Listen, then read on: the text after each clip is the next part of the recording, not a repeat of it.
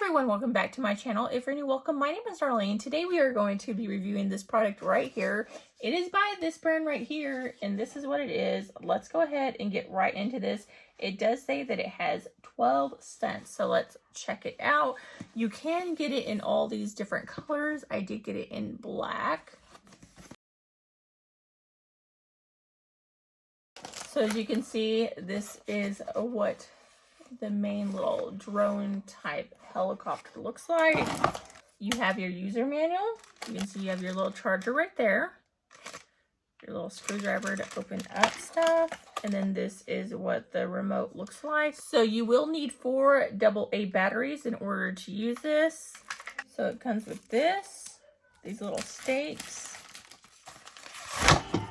and then that's your little landing pad right there. And once you're done with it, you're just going to put it back into this little carrying case.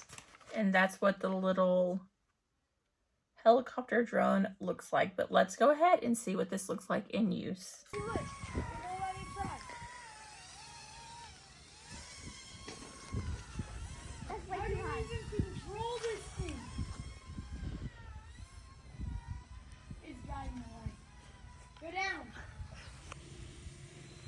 Here, I'll stand this way.